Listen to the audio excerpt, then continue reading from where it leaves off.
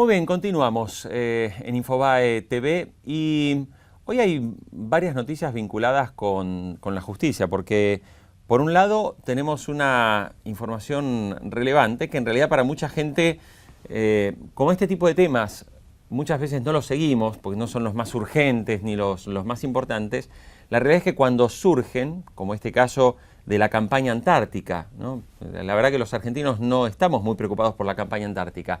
Lo que sí debemos hacer es preocuparnos cuando la propia justicia ordena que se haga un peritaje sobre el costo que tuvo una de las campañas que, o sea, yo recuerdo que hice el servicio militar en la Marina y todos los años se hacía la campaña antártica con el almirante Irízar, el rompehielos. Bueno, esa campaña antártica, la campaña del año 2013, parece que tuvo unos costos muy elevados. Y este pedido de la justicia, de que se haga un peritaje con los peritos contables de la Corte Suprema de Justicia, surgió a partir de una denuncia del diputado Manuel Garrido, que nos está acompañando hoy aquí en Infobae TV. Diputado, ¿cómo le va? ¿Qué tal? Bienvenido, gracias por estar. No, gracias a ustedes. Bueno, ¿le sorprendió o era lo que esperaba esta noticia? Y nosotros, cuando pedimos que interviniera la justicia, esperábamos que se investigara. Bueno, en este caso lo que se ha conocido hoy es que el juez está pidiendo que los peritos de la Corte profundicen en la determinación del costo de la campaña antártica. Básicamente la campaña apunta al reaprovisionamiento de las bases antárticas, en este caso la campaña 2012-2013, es decir, el verano de fin del año 2012, claro, que en su momento tuvo estado público lo que pasó, porque esencialmente a partir de alguna publicación, creo que propiamente de Infobae, se conoció que había reclamos en alguna de las bases porque bueno, no habían llegado las provisiones que esperaban que llegara, tenían que racionar el consumo de energía y bueno, y ahí se conoció que, bueno, que había habido deficiencias en la campaña, esencialmente en lo que tiene que ver con el buque que debía llegar, con las provisiones, con los helicópteros que debían ser utilizados. En mi caso particular, a partir del análisis de las licitaciones que salen publicadas en el boletín oficial, nosotros ya desde un primer momento, antes de que se produjera el escándalo, habíamos pedido informes al Poder Ejecutivo sobre los precios que se habían pagado y por qué se había descartado la empresa que había ofertado en segundo lugar, en principio por un precio más barato, pero se la descalificó. No, la empresa, perdón, diputado, a ver, yo lo tengo apuntado acá, es la empresa Transport and Services, la que ganó. La que ganó es Transport and Services. Sí. Y bueno, cuando se adjudica la licitación, o una de las licitaciones, porque hubo dos licitaciones, una por 10 millones y pico y la otra por 7 millones, que básicamente... ¿Pesos o dólares? Pesos. Pesos, ok. Básicamente lo que está en juego es el alquiler de un buque que lleve las provisiones, los helicópteros y también un servicio aéreo que tiene que ver también con el aprovisionamiento. En su momento esto fue un gran escándalo. Básicamente lo que aparentemente habría ocurrido es que la empresa que ganó no estaba en condiciones, el buque que proveyeron no era un buque que estuviera en condiciones, ni pudiera llevar esos helicópteros. Eso complicó toda la campaña y si bien el gobierno oficialmente siempre negó que esto ocurriera, el escándalo fue adquiriendo otras proporciones, porque de hecho tuvo que completarse tardíamente la campaña, no con el buque que se había contratado. Por eso hoy el juez está pidiendo que se perite y que se determine cuánto realmente costó el aprovisionamiento, porque se tuvieron que hacer gastos extra que no estaban previstos en la licitación. De hecho lo terminaron haciendo los aviones Hércules del Estado argentino, lo que debió haber hecho lo que se había licitado, y además hubo otras cuestiones que tienen que ver, bueno, lo que el juez está pidiendo es que se compare con los costos de otras campañas anteriores. Claro. Finalmente en la última licitación se volvió a contratar a la otra empresa, con lo cual hay un montón de elementos que hacen pensar que la licitación estuvo digitada y que se le entregó a una empresa que no estaba en condiciones. Diputado, ahora, ¿y en esto qué relación tiene el hijo del ministro Puricelli? Bueno, uno de los ingredientes pintorescos, digamos, para no llamarlos de otro modo, de la forma en que se contrató a esa empresa Transportes y Servicios, fue que apareció como uno de los que había gestado, o uno de los que intervino en las negociaciones, el hijo del ministro Puricelli, que nosotros en su momento averiguamos si no ocupaba ningún cargo público en el ministerio. Con lo cual una de las cosas que yo denuncié es si había habido usurpación de funciones públicas por parte del hijo del ministro, y el propio ministro salió a hacer declaraciones públicas diciendo que como él confía aparentemente solo en su familia, y él logró que de una manera extraña, con un contrato de la universidad pública, que se lo contratara a su hijo. En principio la universidad lo debe haber contratado para alguna actividad científica vinculada con la actuación de la universidad, pero terminó, por ejemplo, decidiendo y tomando parte en las negociaciones con esta empresa que finalmente resultó adjudicada en la licitación. Bueno, eso es uno de los puntos que está hoy siendo investigados por el juez, y que, bueno, lo que ha trascendido hoy es que el juez pidió que haya un cálculo adecuado de cuánto se gastó, de que se compare el gasto con otras campañas, y bueno, y está pendiente también la decisión sobre la usurpación de funciones por parte del hijo. La verdad es insólito. Bueno, no es más ministro Puricelli, pero cuando fue ministro había designado a su propia hija, a un sobrino y al otro hijo con un contrato de la universidad. La verdad que muy desprolijo, violatorio de reglas básicas de ética pública. Claro. Diputado, ¿usted tiene alguna idea? O sea, si en este caso todo parece indicar que, si los peritos lo confirman, podríamos estar ante un caso de sobreprecios en la contratación. Sí, a ver, lo que en principio nosotros planteamos en la denuncia original es concretamente una negociación incompatible con la función pública, porque no tenemos elementos para acreditar que haya habido sobornos, pero está claro que hubo un direccionamiento de la licitación, y eso se traduce además en mayores costos, porque al haber contratado una empresa de amigos o en virtud de un soborno, o vaya a saber por qué motivo, al haberse contratado una empresa que no estaba en condiciones de brindar el servicio, para el Estado implicó un costo adicional, porque los agujeros los tuvo que salir a tapar el Estado. Claro. Entonces, bueno, eso es básicamente lo que nosotros denunciamos. Yo lo que pedí es que se investigara por administración fraudulenta, por negociaciones incompatibles con la función pública, y en el caso del hijo de Puricelli, por usurpación de funciones públicas. Diputado, esto, porque acá se habla también de la contratación de un buque específicamente para trasladar. ¿Eso era lo que antiguamente hacía normalmente el almirante Irízar? Claro, hace varios años que a raíz del problema que ocurrió con el almirante Irízar, bueno, eso tiene que ser reemplazado mediante una licitación, y en este caso se venía licitando que el servicio lo proveyeran un buque, pero imagínense que a la Antártida no puede ir cualquier buque. No, claro. Tiene que ir un buque que reúna determinadas condiciones, además como operan con helicópteros que tienen que armarse en el lugar cuando llegan, digamos, tiene que tener un lugar para almacenar los helicópteros, tenerlos a resguardo también de las contingencias del clima, bueno, un montón de cosas que no puede ser cumplida de cualquier manera. Por ejemplo, uno de los datos que también se observó es el entrenamiento de los pilotos de los helicópteros, porque el tipo de helicópteros que se utilizan requiere un cierto entrenamiento especial.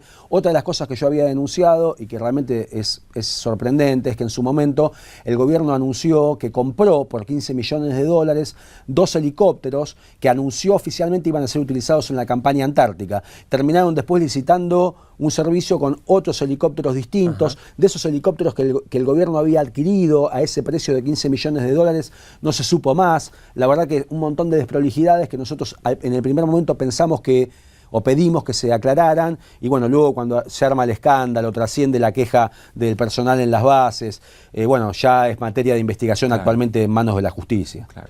Diputado, lo voy a llevar a otro tema, porque hoy también es una de las noticias que estamos destacando en Infobae.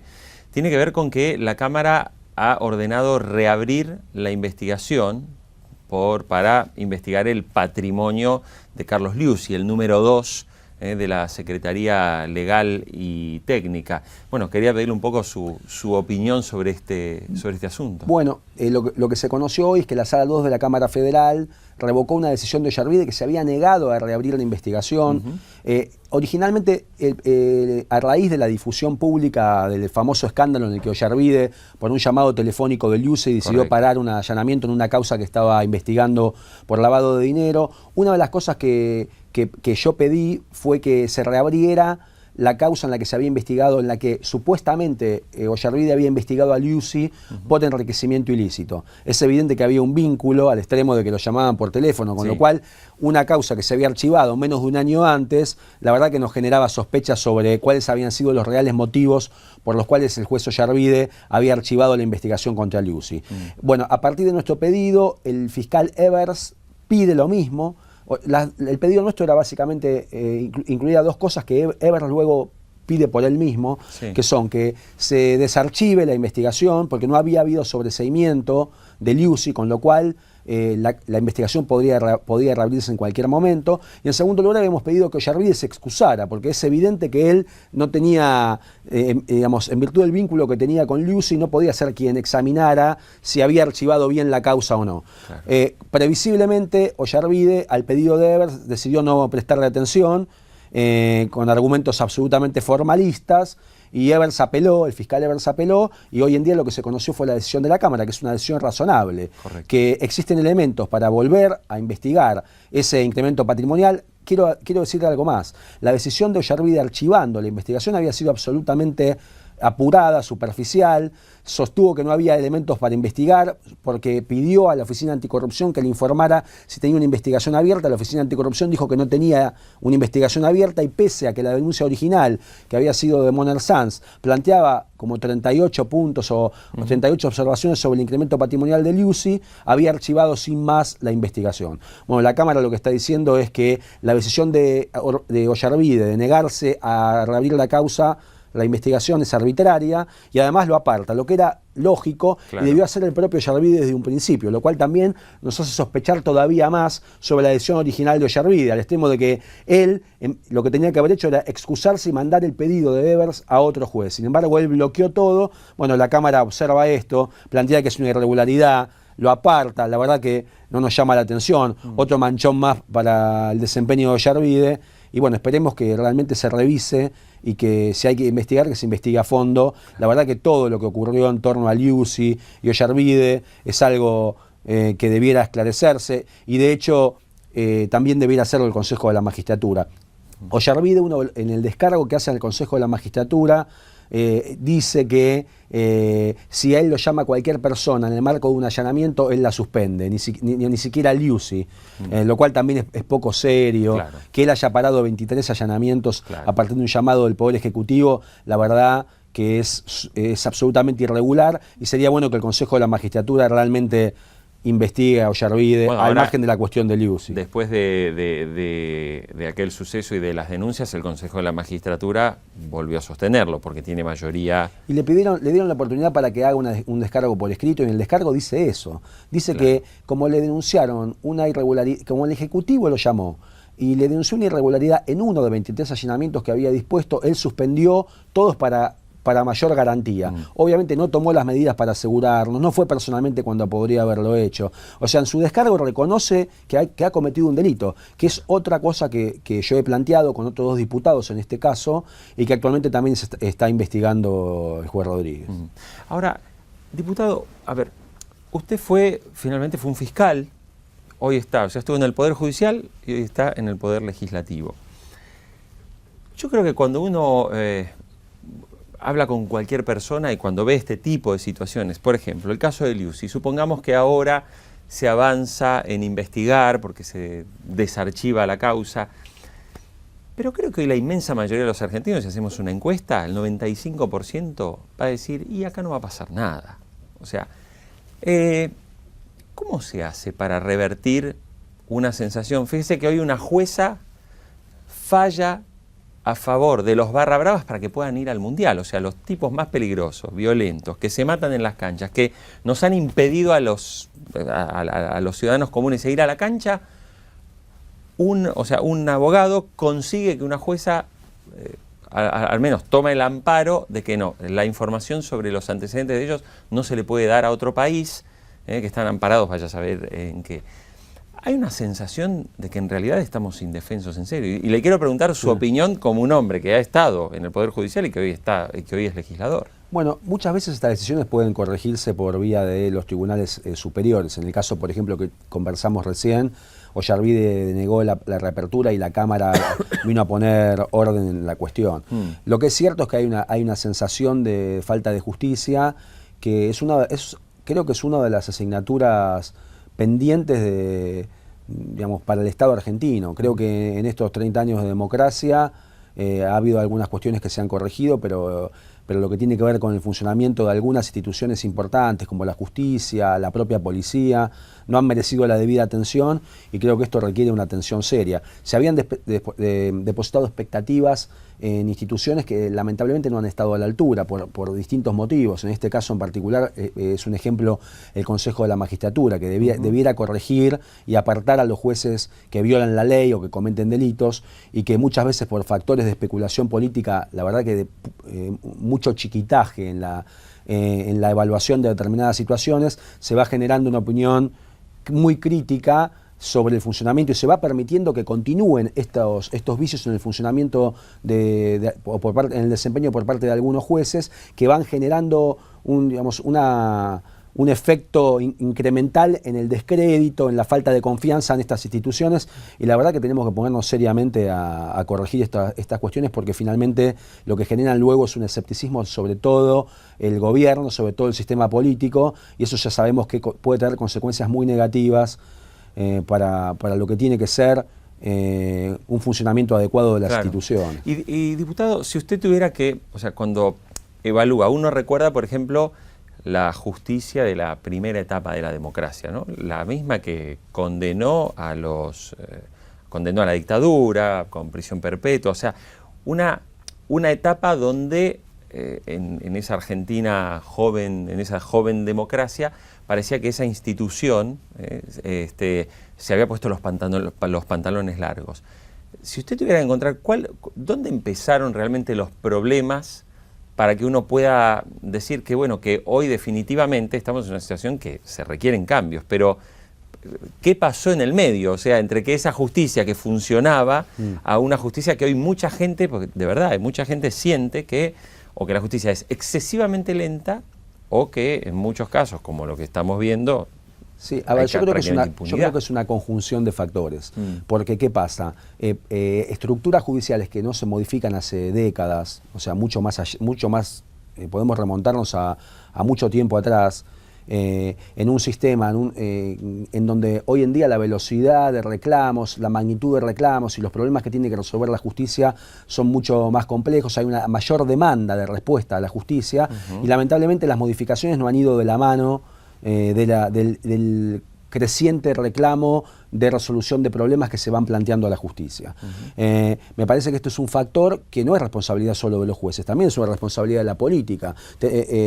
Hay un reclamo desde hace mucho tiempo de los propios jueces para que se cambie, por ejemplo, el régimen procesal penal y el Congreso. Recién ahora estamos viendo si en la comisión vamos a avanzar con esto, pero lo cierto es que los sucesivos gobiernos no le han prestado la debida atención. Y después también hay un reclamo de falta de independencia del Poder Judicial que han agudizado algunos gobiernos. Todos recordamos el efecto negativísimo que tuvo el gobierno de Menem con la remoción, el aumento del número de jueces de la Corte Suprema, los jueces de la servilleta. Yo creo que han ido demoliendo la credibilidad en la justicia, han generado una imagen de falta de independencia que no ha podido ser revertida con intentos como el del Consejo de la Magistratura, claro, o la propia conformación actual de la Corte Suprema, que es una conformación respetable, pero que no se ha extendido a transformaciones en el resto del Poder Judicial. Me parece que este es un tema importante que debe o merece la atención, una mayor atención que la que se le viene dando desde la política, y creo que es un tema que no debe ser tratado de manera superficial y que, bueno, como usted plantea, es necesario que se hagan modificaciones sustanciales, que se hagan transformaciones importantes, que hoy no se están encarando. Diputado, la última, su posición con respecto al anteproyecto de reforma del Código Penal. Bueno, yo creo que el anteproyecto, como bien se planteó, está siendo objeto en este momento de análisis. La presidenta todavía no ha decidido si lo va a enviar para su estudio al Congreso. Yo creo que como cualquier iniciativa debe ser estudiada. Me parece bueno que a partir de la polémica, muchas veces superficial, que se ha planteado, se haya remitido o se esté remitiendo en este momento el proyecto, tal como se anunció, a las universidades, a los espacios académicos para que haya una discusión profunda y a partir de lo que se plantee en esa discusión, bueno, seguramente será tarea del Congreso, si se envía el proyecto, tener una actitud responsable y con todos esos aportes tener una discusión más seria que la que se viene planteando hasta ahora. ¿Y usted personalmente, o sea, lo ha visto el anteproyecto? Mirá, yo como diputado y como profesor de Derecho Penal, claro. lo que te puedo decir es que es necesario reordenar la legislación penal en la Argentina. Entiendo que un proyecto es un proyecto de esta envergadura, es un proyecto complejo, hay cuestiones con las que uno concuerda, otras con las que no.